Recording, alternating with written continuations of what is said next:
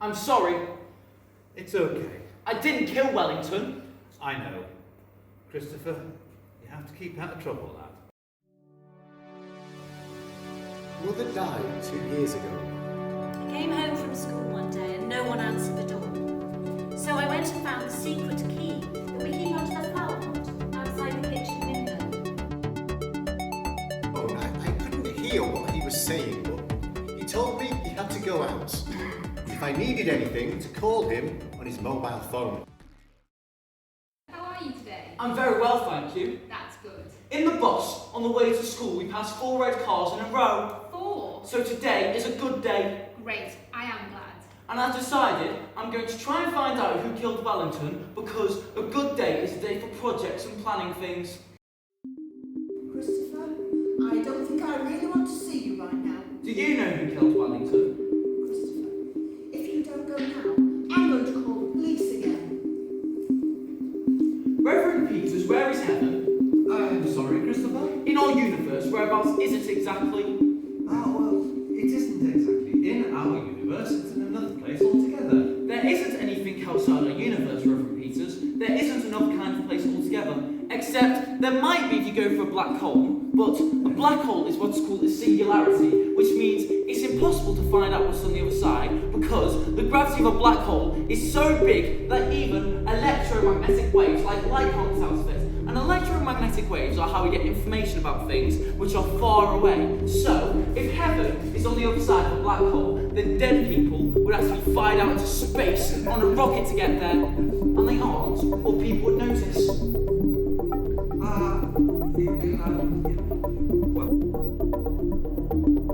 The next day was Saturday.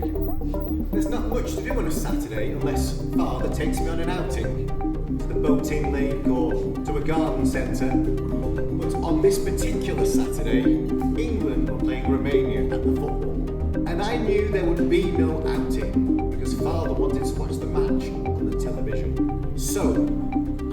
decided to do some detecting. I decided to go out on my own.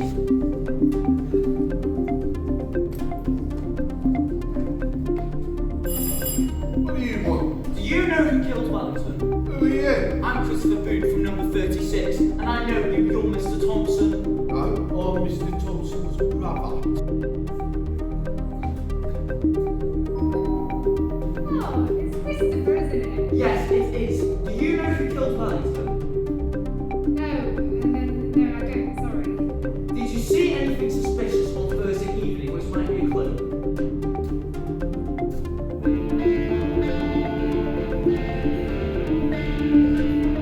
Do you know who killed Wellington on Thursday night? Bloody hell, policemen really are getting younger, aren't they? Phew. So, if it was A, it was probably a stranger. I don't know any mad people either, so if it was B, it was probably also a stranger. Right. But most murders are committed by people who are known as the victim. In fact, you're more likely to be murdered by a member of your own family on Christmas Day. Is that a fact? Who killed that bloody dog? You are not to go poking around in other people's gardens. You are to stop this silly bloody detective game right now. Christopher?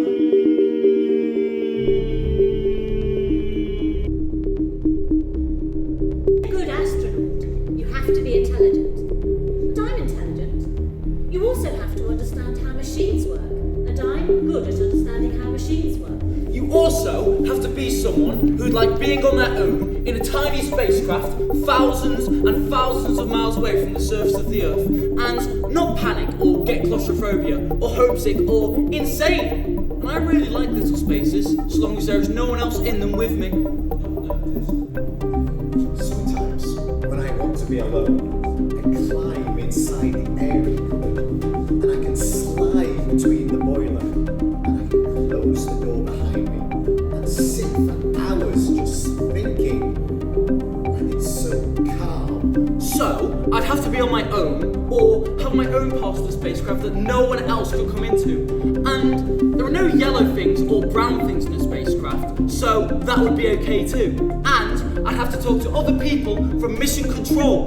But I would do that for a radio link up and a TV monitor. So it wouldn't be like real people who are strangers, but it would be like playing a computer game. And I wouldn't be homesick at all because I'd be surrounded by lots of things I like, which are machines and computers and outer space. I'd be able to look out of a little window in the spacecraft and know that there was no one else near me for thousands and thousands. Christopher, What?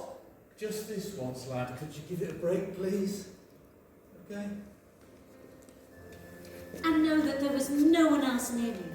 Thousands and thousands of miles.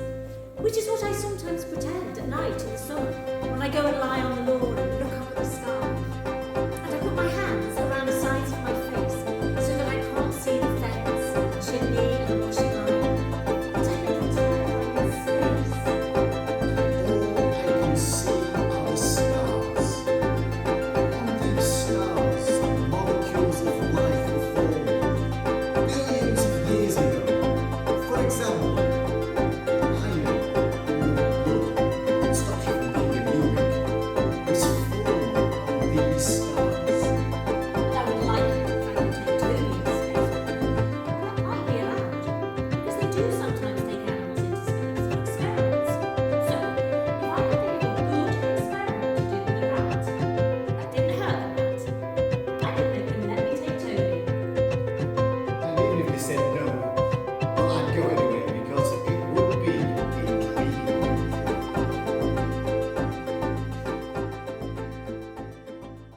So I can't finish the book. Christopher, I think if your father has told you to stop, then he probably has a very good reason, so I think you should stop. But you can still be very proud, because what you've written so far, it's just... Oh, Christopher, it's great. It's not a proper book. Why not? It doesn't have a proper ending. I never found out who killed Wellington, so the murderer is still at large. Christopher, please, just trust me. I promise.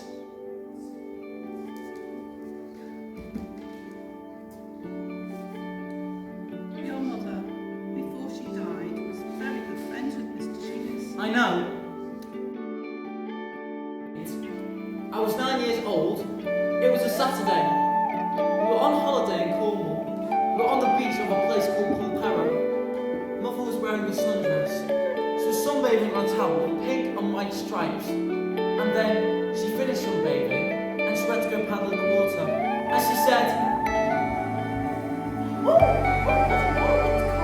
bloody Nora, it's cold.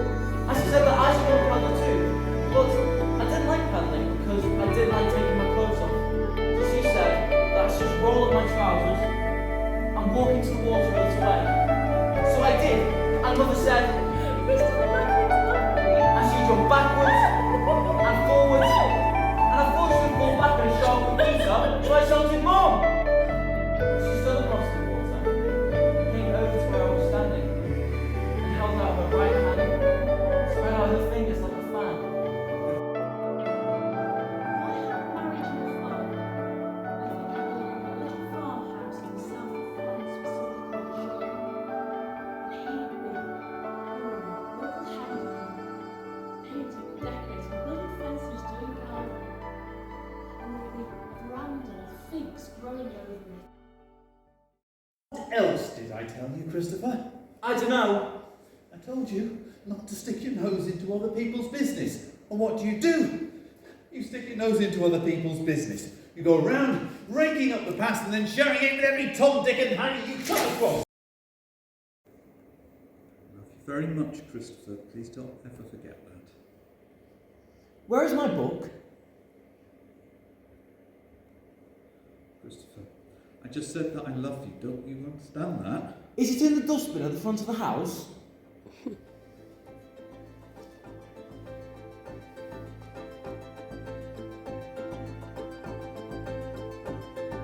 That's it. Shall I go look for it? Yes. I wondered if Father had put my book inside his van and driven it to the tip and put it in one of those large bins there. I hoped this wasn't true because then I would never see it again. Another possibility was that Father had hidden my book somewhere in the house.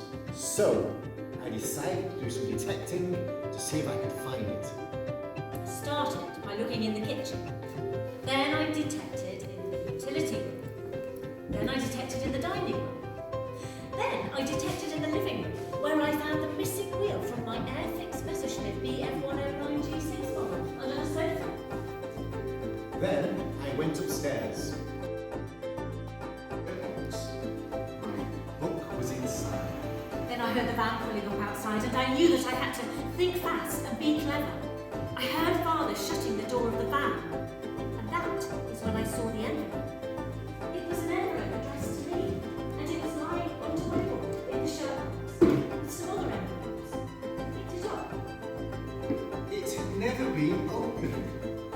It said, 36 Randall Street, Swindon, Wiltshire. Then I noticed there were lots of envelopes, and they were all addressed to me. And this was interesting and confusing. Then I noticed the way the words Christopher and Swindon were written. They were written like this. Christopher, Swindon. was my mother.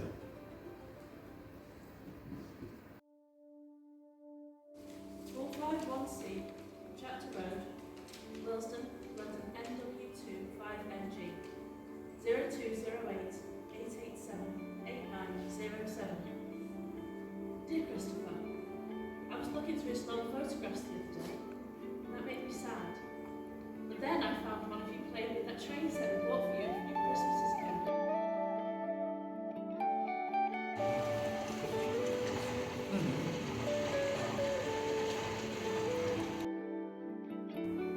I like looking at the rain. Splendid. I like it because it makes me think how all the water in the world is connected. My father is really patient, but I'm not. I get cross even though I don't mean to. After a while, we stopped talking very much at all because we knew it would just end up in an argument. And I felt really lonely. And that was when I started to spend more time with Roger. That's when I started to spend more time with Roger, and I don't know if you would understand any of this. I had to try to explain something new.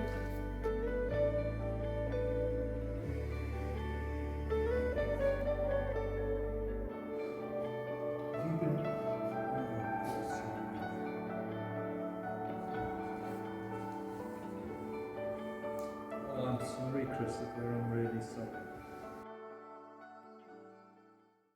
92. 16,384. 32,768. 32,768. 32,768. 32,768. Father had killed Wellington. That meant he could kill me. I had to get out of the house. I made a decision. I did this by thinking of all the things I could do, and then deciding if it was the right decision or not. Stay home. I did not stay home. Christopher, please. No, I can't live with you anymore because it is dangerous. I can't live with you because you can't look after me when school's closed. I could try. No, because you're a teacher, Yes. not a friend or a member of my family. 451C, Chapter Road, London, NW2, 5NG. 451C, Chapter Road.